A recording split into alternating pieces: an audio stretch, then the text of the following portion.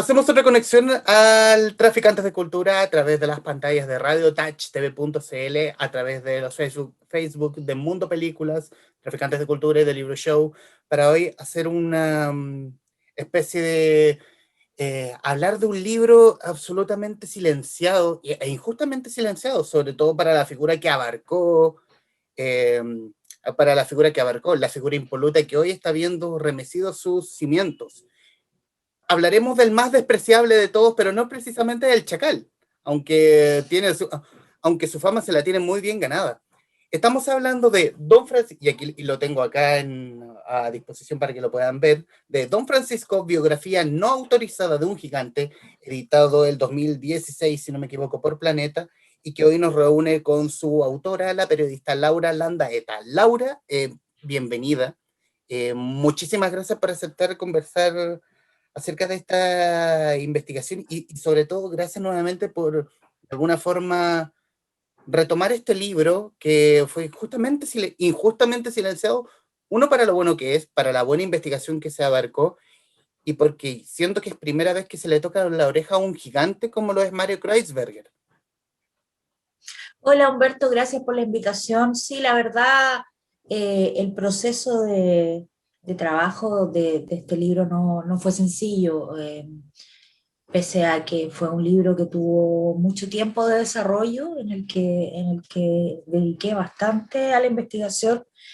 Posteriormente, cuando lo editamos con la editorial Planeta, fue muy difícil ponerlo en librerías y en muy pocas librerías se puso, y posteriormente también fue muy difícil que esas librerías lo pusieran en vitrina. Yo me acuerdo que la única librería que se atrevió realmente a venderlo fue Queleo. La cadena en general la vendió en todas partes, pero el resto de las librerías lo silenciaron bastante. Había personas que iban a comprar el libro y lo tenían guardados en las bodegas. Fue como bien silenciado el libro, lamentablemente, porque, como te digo, el trabajo fue un trabajo hecho con mucha dedicación y que tenía y tiene hasta el día de hoy muchos episodios desconocidos de la vida de este presentador de televisión. Decir también para quienes nos están viendo o nos verán que Laura también es autora de Reina de Corazones, biografía no autorizada de Cecilia Boloco, también editada por Planeta. Eh, Dos vacas sagradas en el fondo cuando fueron lanzados estos libros. Sí, de todas maneras, pero Cecilia Boloco, yo creo que menos, ¿no? Cecilia Boloco es un personaje que a mí me llamó la atención principalmente porque tiene esta relación con el poder, que es atractiva. De hecho es lo que me llamó la atención de ambos personajes, y Cecilia Boloco además, básicamente yo en su biografía toco los capítulos relacionados principalmente con su relación con Carlos Menem, ¿no? En una época en la que ella empezó como a coquetear con la política y que quiso ser primera dama de Argentina. Pero ella tiene una historia distinta a la de Mario Kreuzberger. Mario Kreuzberger es un personaje, yo diría, el más fundamental de la transición a la democracia, uno de los más fundamentales en términos televisivos también, en la época de la dictadura, ¿no? O sea, ¿qué hacían las familias en Chile durante los 80 si no era los fines de semana ver Sábados Gigantes, ¿no? Ahora uno que está en pandemia y que pasa mucho tiempo con cuarentena, más imagina lo que era el Chile de los 80, porque algunos atisbos hay de eso, pero realmente yo considero que Kreuzberg significa un personaje mucho más poderoso, mucho más intocable y mucho más complejo hablar de él que de Cecilia Boloco. ¿Y cómo nace la investigación para poder armar esta biografía no autorizada de Don Francisco? Lo que pasa es que bueno, trabajé las últimas noticias mucho tiempo y trabajé también con él mucho tiempo, o sea, no con él, con su equipo de trabajo. Y, ¿cómo se llama? Siempre tuve la duda de adentrarme un poco en aspectos de su personalidad menos conocida, de los que no tenían que ver con lo que uno veía en la pantalla. Y porque siempre se tejían muchas historias alrededor de él, historias ligadas al abuso de poder que podía provocar el hecho de ser el personaje mediático más importante y más conocido. de la televisión. Entonces empecé a adentrarme en esas historias principalmente por eso, porque veía compañeras de trabajo que algunas de ellas también eran víctimas de sus manoseos, de sus imprudencias. Entonces me parecía que en este Chile nuevo que se estaba escribiendo valía la pena desentramar una historia como la de este personaje que tiene aspectos bastante siniestros. Haciendo una revisión, una nueva revisión acerca del libro, haces mención, sobre todo porque como ha salido el tema en boga, que es este conato Teletón La Red, a razón de que en el libro tú mencionas que uno de los productores históricos del evento te menciona que de lo recaudado en cada jornada maratónica de Teletón, no llega al 40% efectivamente a la ayuda de los niños. Hay dineros que absolutamente que están en negro, que se pierden, que no están, que aparentemente pueden ir en un lugar, pero están como en la nebulosa. Lo que pasa es que ellos siempre hablan de que, y es efectivo, ellos entregan no sus balances, pero sí a empresas externas les piden que hagan su memoria anual, ¿no? Si uno se mete a la página de Teletón existe una memoria anual efectivamente, y hay algunos datos financieros ahí. Pero ¿qué pasa? Que los datos financieros que son trascendentes, que es el desglose real del peso a peso de lo que se gasta, de cómo se invierte, de cuánto dinero llega, a dónde llega, cuántos son los sueldos que se pagan, cuántos son los honorarios que se pagan por realizar este evento de 27 horas a todas las personas que están involucradas, esa información no existe. Entonces, ¿qué es lo que sucede? Que es precisamente ahí donde se empieza a desgranar el choclo y finalmente sucede lo que bien indicábamos en el libro, ¿no? Que el 40% es solamente lo único que llega a las manos de las personas que son las que realmente lo necesitan, los niños que necesitan el tratamiento. Y al hablar de los niños hablamos de los trabajadores también del centro y todo lo que implica esto.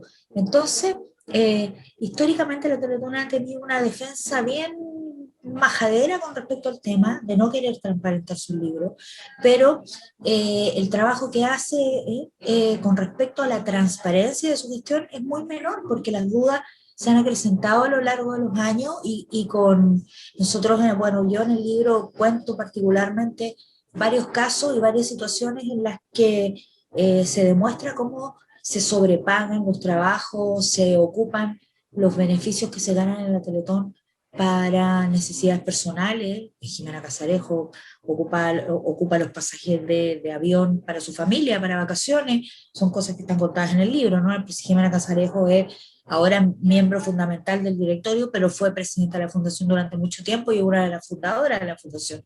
Hay gente que comentaba ahora con respecto a esto de la red, yo que trabajo en Interferencia, hicimos un reportaje hace una semana y hay gente que contaba que se cambiaba de auto después de cada Teletón y que mostraba sus joyas nuevas de brillante, qué sé yo, contando que era su nueva adquisición de la Teletón. Entonces, hay efectivamente entre departamentos, casa, o sea, departamentos, autos, joyas, hay un dinero ahí que no está bien demostrado. ¿Cuánto es lo que gana esa gente? ¿Cómo recibe plata? ¿Por qué sus hijos tienen que andar viajando con pasajes de avión que son un beneficio de las personas que están en la Teletón, si sus hijos lo ocupan de vacaciones? ¿Y por qué un productor que hace un evento gana 4 veces más de lo que gana por hacer un evento de similares características en otro contexto? ¿Quiénes son las productores que hacen ese evento que ganan 4 veces más de lo que tienen que gastar? ¿Son amigos de quién? Son muchas las dudas que existen. Y cuando ese productor ejecutivo te dice que el resultado de todo eso es que los niños reciben solo el 40% de la plata, ahí está tu respuesta. O sea, la Teletón efectivamente merece ser transparentada y creo que lo que hizo la red al exigir esta transparencia habla también del país en el que estamos, ¿no? Y de las necesidades que tenemos. Ya no nos conformamos con que nos digan que todo está bien, queremos ver que todo está bien, porque finalmente la Teletón no solamente recibe dinero de todos nosotros que cooperamos con la causa, sino que además la Teletón se lleva una gran parte del presupuesto nacional de salud y se lleva una parte del presupuesto de salud que está orientado a las personas con discapacidades o con capacidades diferentes. Hay gente que no se atiende, que no tiene horas en los consultorios para atenderse con kinesiólogos y especialistas, porque la Teletón se lleva esos fondos. Entonces estamos hablando además de platas públicas, no solamente de la plata de nuestro bolsillo, de una fundación privada. Entonces es evidente que necesitamos respuestas, que las merecemos porque es la plata de nuestro país y es la plata de todos nosotros, y los adultos en situación minusválida no están recibiendo los tratamientos que corresponden porque los recibe la Teletón. Entonces, merecemos conocer esa transparencia. Hablaba hace algunos días con Víctor Herrero, periodista, director de Interferencia, eh, respecto también de un artículo citado en Interferencia y de lo que, citando un término muy acorde en estos tiempos, que es el partido del orden, que en el fondo, y hoy es el partido del orden, equivalente a las instituciones benéficas, que también está cayendo junto con la política actual. Eh, menciona la red. Víctor me dice que es un mínimo de pluralismo que está haciendo Víctor Gutiérrez, director ejecutivo, para al decir, a pararse arriba de la mesa y decir, no nos vamos a sumar a la transmisión porque queremos que nos aclaren los números. Claro, y en ese sentido yo no encuentro razón. Y probablemente nosotros estamos acostumbrados o muy mal acostumbrados a que hoy no miren en menos a la Teletón y que están muy mal acostumbrados a parece cuestionar una obra benéfica como de la magnitud que es la Sociedad por Ayuda del Niño Lisiado, como se llamaba antes. Mm. Claro, lo que pasa es que a mí la gente a veces me dice que tienes en contra de los niños, y yo no tengo nada en contra de los niños, al contrario, o sea, evidentemente creo que los niños tienen que recibir un tratamiento, pero también creo que es el Estado el que se los tiene que dar y que el Estado descanse en una obra benéfica y que además eh, uno no pueda cuestionar esta obra benéfica porque es una obra benéfica, es ridículo. Te acabo de decir, hay placas del Estado. En segundo lugar, sí coincido con Víctor Herrero, con quien a todo esto estamos escribiendo un libro juntos, después te puedo hablar de eso, que Vamos va a a ser hablar de eso. año. Sí coincido con él en que la red ha tomado un rol muy trascendente en esta necesidad de transparencia de este nuevo Chile. Los canales de televisión siempre habían tenido un rol muy menor en relación a la crítica social relacionada con la transparencia, tanto del Estado como de todos los entes del Estado. Y hoy día la red rompe un poco ese esquema con esta sensación de necesidad de transparencia y de enfrentamiento al poder, porque no cualquiera se enfrenta a Mario Kreuzberger, menos derechamente. Entonces, acá también hay una forma de decir, estamos construyendo otro país, tenemos otras necesidades y necesitamos que nos la respondan, o sea, necesitamos transparencia. Además, yo no entiendo qué tan difícil puede ser para Teletón transparentar. Efectivamente es porque se están gastando mal las plata, pero de una vez por todas, quizá con todo lo bueno que tienes ahora, podrían hacerse me da culpa y partir de cero y dejar de robar, no. Pero si tan importante es seguir adelante con la obra, que hagan el gesto. O sea, llevan desde el año 1978 enriqueciéndose los bolsillos con esta obra benéfica. Ya es tiempo de que la transparenten en honor a la verdad y por los mismos niños que ellos dicen querer proteger, estas personas que están usufructuando de la Teletón, deberían dejar de hacerlo.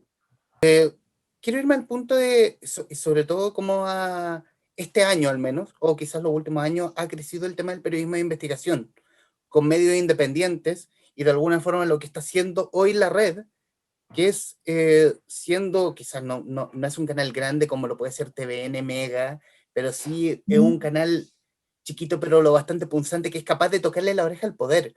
Le tocó la oreja a don Francisco, en el fondo. Y lo hizo con Piñera también, acuérdate que mandó a su asesora, a Magdalena Díaz, a llamar al dueño a Estados Unidos. O sea, sí, hay una proliferación del periodismo de investigación totalmente y se agradece y además en esa proliferación del periodismo de investigación hay distintos actores que han ido adquiriendo relevancia y sin duda la red ha sido uno de ellos, sobre todo porque en el último tiempo ha desarrollado un tipo de periodismo al que la televisión no estaba acostumbrada. O sea, nosotros no habíamos visto hacer televisión de la manera que lo ha hecho la red, con reportajes que tocan que dan al hueso, ¿no? Que tocan al poder directamente, con denuncias que son potentes y además con la ironía, porque ojo, la llamada de Magdalena Díaz a Ángel González, al dueño del conglomerado al que pertenece la red, no se genera por los reportajes, curiosamente, se genera por un programa de humor, donde se hace una parodia de los militares y de su afán por comprar juguetes, ¿no? De tener el gasto reservado del cobre, ocuparlo en equipamiento bélico. Entonces, es otra manera también de irreverencia que aunque no está directamente relacionado con lo que tú me preguntabas, también tiene que ver con eso. Entonces, efectivamente, el poder en este país no está acostumbrado a que le soplen en la oreja y en el último tiempo han tenido que ir acostumbrándose porque tenemos, no sé, el Dínamo, el Desconcierto, CIPER, el propio Interferencia, del que hablábamos recién. Además, tenemos a la red en un pie bastante más confrontacional, investigativo, lo que ha hecho, en cierta forma, que un poco Chilevisión, un poco Mega también entren en esa dinámica. Entonces, estamos generando distintas instancias en las que, hoy se me olvidó el ciudadano, también muy importante, estamos generando estas instancias en las que estamos exigiéndole al poder mayor transparencia desde todos los puntos de vista y volviendo al tema de mi libro, Don Francisco, también va por ahí, o sea, ¿por qué la Teletón tendría que ser diferente? O sea, estamos, desde el estallido social, estamos construyendo o tratando de construir un país donde las reglas del juego sean claras para todos. Un país donde ya no queremos más colusiones, ya no queremos más abusos de ningún tipo, ya no queremos más empresariado usufructuando a diestra y siniestra de todos nosotros, y eso nos pone en la coyuntura de empezar a investigar, empezar a denunciar y exigir también, como ciudadanos, cualquiera de nosotros, exigir transparencia de todos los entes del Estado, de todas las personas que confluyen en esta sociedad y en lo que estamos haciendo. Está muy bien, está súper bien. ¿Tuviste, volviendo al libro, tuviste presión por parte del mismo don Francisco o por parte de sus asesores? Porque en círculos de poder, imaginación está ahí, siempre está ahí. Siempre está ahí Enrique Correa y su séquito. ¿Tuviste la presión por parte de alguno de ellos respecto de la investigación cuando recién se publicó el libro? Mira, yo no podría decir que tuve presiones de imaginación concreta. Sí me llamaron Ujú. y yo subentiendo de esa conversación que hay una presión, porque ¿por qué te tiene que llamar imaginación? ¿Por qué te tiene que llamar Enrique Correa? O sea, ¿a ti te ha llamado Enrique Correa alguna vez? No, cero. A mí tampoco, pero Ujú. me llamó cuando saqué el libro. Me llamaron de imaginación unos días antes para decirme que estaban muy atentos a la salida del libro, lo que para mí, en buen chileno, es una presión. Pero, pero sí te puedo contar que efectivamente recibí presiones feas, o sea, recibí fotografías de mi hija saliendo del colegio, pero eran de números anónimos, entonces yo no podría adjudicar eso a imaginación en ningún caso, y tampoco podría adjudicárselo ni a Kreuzberger ni a Correa. Pero fue en ese contexto, fue en el contexto del libro y fue súper preocupante. De hecho, yo puse una denuncia en la PDI porque imagínate salir de tu casa en la mañana y encontrarte con una foto de tu hija entrando al colegio, después de que la fuiste a dejar. Y con un texto que dice que no te metas en hueá, porque eso era lo que decía, deja de escribir hueá. Entonces, obviamente, en esa época además yo no trabajaba en medios de investigación, había trabajado antes y trabajé después, entonces no estaba detrás de una noticia por la que me pudiera suceder algo así. Entonces, evidentemente sí hubo presiones. Ahora, directamente de ello, no tengo cómo saberlo. Porque a todo esto el número era desechable, no pertenecía a nadie, porque fue investigado. Ujú. Haciendo memoria, el libro no tuvo mayor... el libro fue absolutamente silenciado. Yo quizás debo recordar, quizás lo más masivo que tuvo fue como una entrevista que diste a Primer Plano 6 meses después de publicado el libro. Pero lo que sí sigue siendo un buceo en la memoria y en Google, que por lo menos México, Estados Unidos, igual fue como un tema, la Sí, biógrafa no muy autorizada de tocado, Don Francisco, bla, bla, bla, muy bla. tocado, sí. En México le fue muy bien. En Ujú. México vendió mucho y en México hice mucha televisión, mucha prensa escrita, muchas entrevistas. En Estados Unidos hice algunos podcasts y un par de entrevistas escritas para algunos medios, para algunos diarios en Miami y en Los Ángeles, pero en México hice muchas entrevistas. Y precisamente fue porque en México el tema de la Teletón es importante. Y en México la ciudadanía es muy crítica de la Teletón. De todos los países donde se hace Teletón, creo que es el país donde es más crítico. Y en la época que salió mi libro coincidió con que venía la Teletón. Entonces, eso generó, yo me acuerdo que estuve como 2 meses dando entrevistas en México, desde canales, que además allá hay muchos más canales que acá, hay mucho más canal de cable, hay mucho canal de internet y son canales muy exitosos también. Yo, entre los canales de señal abierta, los programas más conocidos, que estuve en varios que eran muy, muy famosos, algunos que eran como Primer Plano, por ejemplo, de acá, algunos estelares, allá sí causó mucho revuelo, pese a que yo pensé que no iba a suceder porque don Francisco nunca le fue bien en México, él nunca entró con fuerza a México. Su programa nunca le fue bien, nunca pudo hacer programas en México. Los mexicanos no lo querían mucho, pero como metió la Teletón, se volvió tema y tenían cierta relación con Sábado Gigante, pero no como los gringos. En Estados Unidos encontré un público crítico como el de acá, digamos, como con más resquemor con el tema de la Teletón y qué sé yo. Yo creo que en México y en Colombia es donde mejor tuvimos repercusión más crítica con respecto a la imagen del animador. Y en Estados Unidos, ¿es querida la figura de Don Francisco entre los latinos? No ahora, no En ahora, Los Ángeles no, cuando estaba arriba con Sábado Gigante. en Miami sí, Ajá. en Los Ángeles no.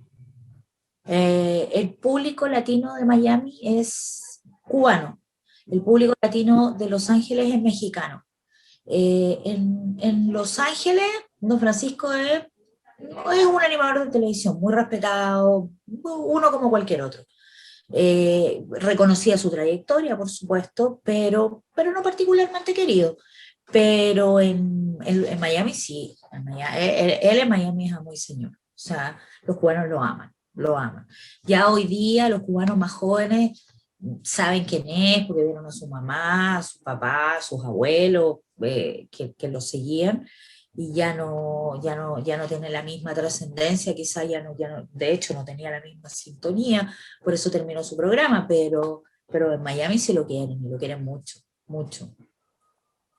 Y hoy el poder de Don Francisco es como el de antes.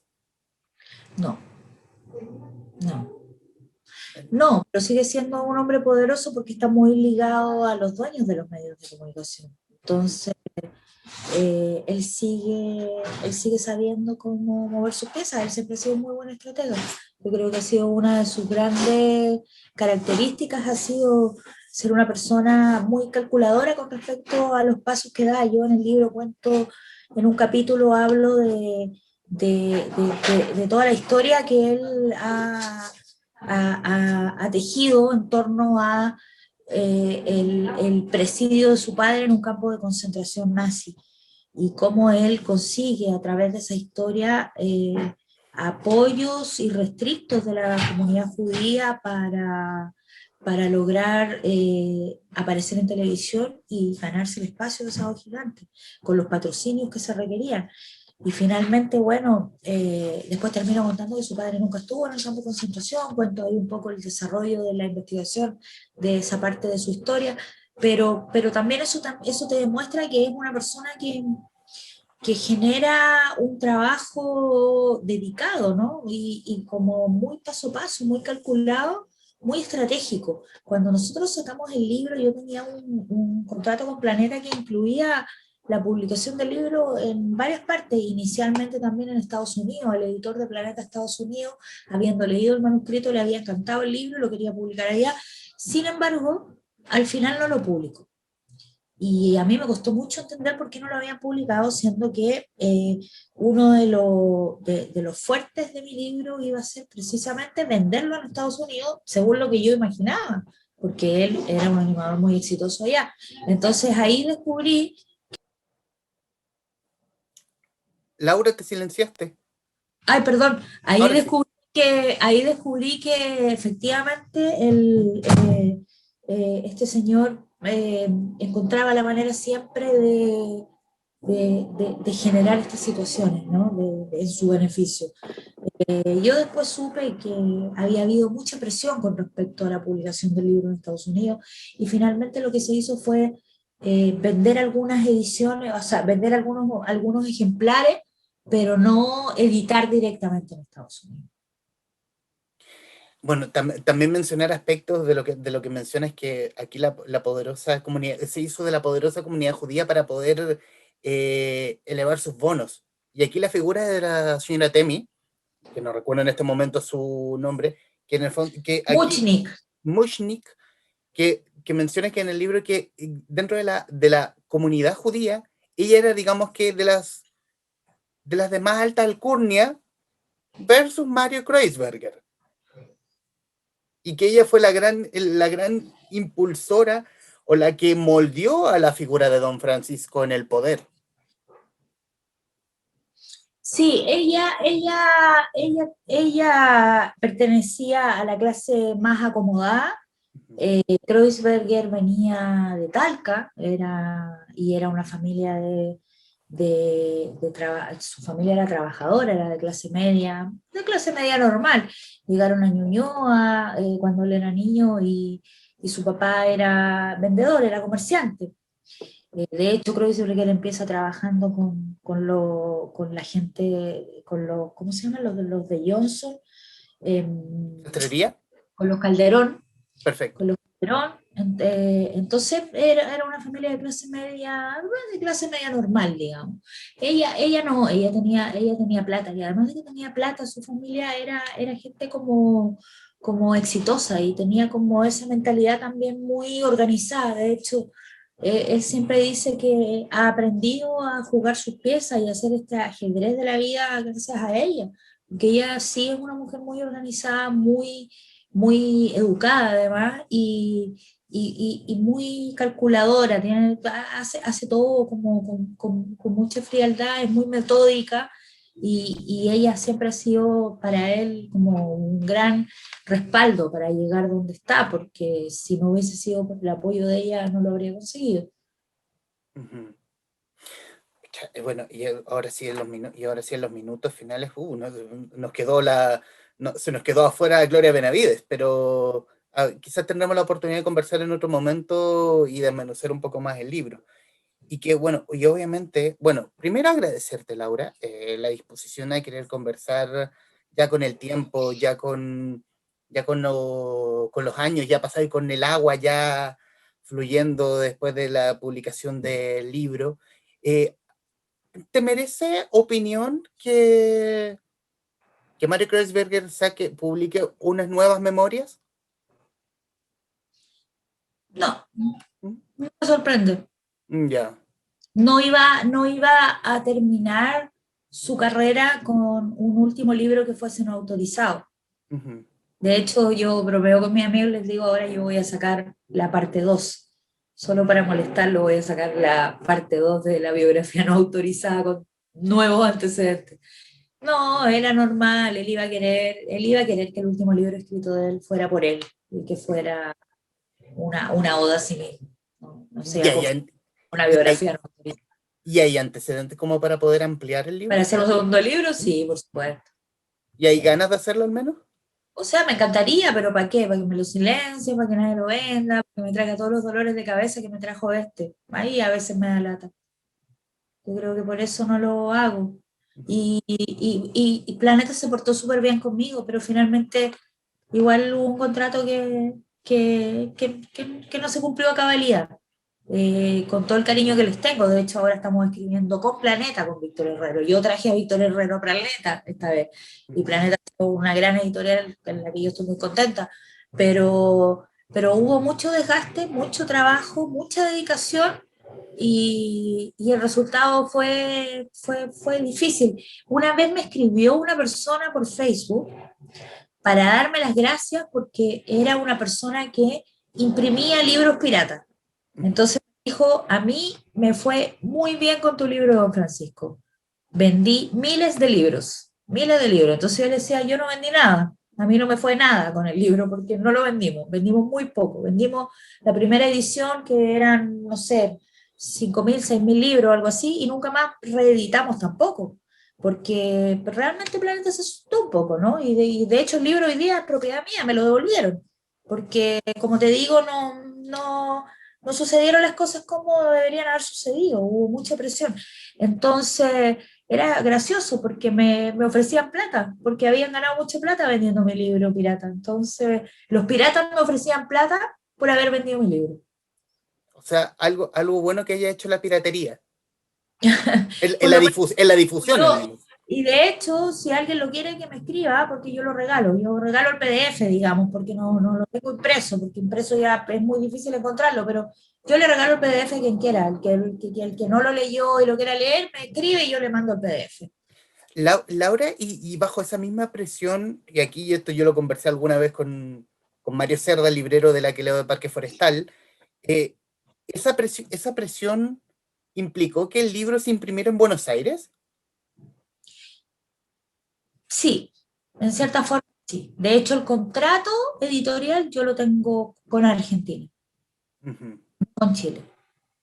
Y lo tengo con Argentina, o sea, el contrato lo tenía, el de ese libro con Argentina, porque si teníamos algún problema judicial, lo teníamos que resolver en Argentina y no en Chile, porque Ujú. nos da miedo resolver un pleito jurídico en Chile con una figura como la de él. Yo en el libro cuento largamente y con fotos y antecedentes todo el proceso judicial que Kreuzberger vivió por la demanda de paternidad y cómo se entrampó esa investigación y cómo se falsificaron pruebas. Entonces, con esa evidencia, obviamente, no te daba ninguna garantía enfrentar un juicio en contra de él, fuera por injuria o lo que fuera, que a él se le ocurriera, si es que se le ocurría ir a juicio en Chile. Entonces determinamos con Planeta firmar este contrato en Buenos Aires, claro. Y Y por claro, eso se imprimió en Y en Argentina. Argentina, ¿quién es Don Francisco? Nadie, pues, ni siquiera lo vendimos allá. O sea, lo vendimos, se vendió bien, pero en Mendoza solamente. Ujú. Bueno, ahora, hablemos del futuro libro. Traes contigo a Víctor Herrero a Editorial Planeta y, bueno, obviamente de lo que puedas hablar, obviamente. ¿De qué gira? ¿Y cuándo podríamos tenerlo en librerías? Mira, nos ha costado un mundo hacerlo. Inicialmente íbamos a hacer un libro del estallido social. Y yo invité a Víctor a trabajar a Planeta para que hiciéramos el libro juntos. Yo eh, hice alguna vez, hace muchos años, un libro de Tucapel Jiménez. La investigación que yo hice reabrió el caso de Tucapel Jiménez. La Corte Suprema tuvo que cambiar su fallo, que es la única vez en la historia de Chile que la Corte Suprema ha cambiado un fallo. Entonces escribí un libro en los 90, fines de los 90. Yo era muy chica y además han pasado muchos años. Y es el único libro de carácter más serio, más político, más periodístico, político que he escrito. Entonces yo quería escribir algo del estallido social. Conversé con la Josefina en Planeta, le pregunté si le gustaba la idea, le encantó. Entonces le dije, voy a buscar un compañero, alguien que tenga esa expertise que yo no tengo. Y así contacté a Víctor Herrero. Y bueno, Víctor Herrero nos conocemos hace muchos años, trabajamos junto a la revista ¿Qué pasa? A fines de los 90. Entonces le propuse a Víctor que hiciéramos este libro juntos y así creció. Nació como el libro que iba a graficar el estallido social. Después empezó la pandemia y nos replanteamos el libro de nuevo. Tenemos al Diego González de editor, que también me imagino que lo conoce, Ujú. así que es un buen team. Imagínate, Diego, Víctor y yo me siento súper privilegiada con ellos dos al lado, porque son dos muy buenos escritores. Y llega la pandemia y entonces nos planteamos hacer un libro que incluyera la pandemia porque empezaron a pasar muchas cosas, ¿no? El manejo del gobierno de la pandemia, lamentable en su primera etapa, ahora podríamos decir lo mismo también. Entonces empezamos a ampliar el libro, finalmente decidimos llegar hasta el plebiscito. Y cuando vimos todo lo que pasó en el plebiscito y cómo se empezó a comportar Chile después del plebiscito, nos sentamos los tres de nuevo a conversar. Entonces yo le dije, chiquillos, definitivamente este libro es podríamos llamarlo de alguna manera coloquialmente, no es como la teoría del libro, pero no el nombre del libro. Es como estar frente a la primera dictadura neoliberal de Latinoamérica, ¿no? Un gobierno elegido democráticamente que, aprovechando la pandemia y además con un estallido social muy potente encima, empieza a limitar las libertades de las personas y empieza a generarse una espiral de abuso en torno a un montón de temas, ¿no? A temáticas sociales, a temáticas políticas, a temáticas de derechos humanos, y vemos esta figura presidencial que cae en un abismo cada vez más profundo y se hunde y se hunde y se hunde y se nos acaba el oasis. Entonces, es un poco eso el libro, ¿no? Es como este segundo gobierno de Piñera, pero con una tesis que es como que Chile no deja de ser el laboratorio de Latinoamérica donde se generan estos movimientos políticos extraños, estas situaciones políticas que no son frecuentes. Tuvimos un presidente socialista elegido en las urnas cuando era imposible, si no era en una revolución, y ahora tenemos este modelo también totalmente, diametralmente opuesto, pero también experimental, en un mundo totalmente distinto, con un presidente que no debería estar gobernando, pero nadie entiende por qué sigue gobernando. Entonces, vamos a hablar un poco de eso en el libro. Atento, atento voy a estar, me encantan los libros de investigación, son por lo menos mi género favorito.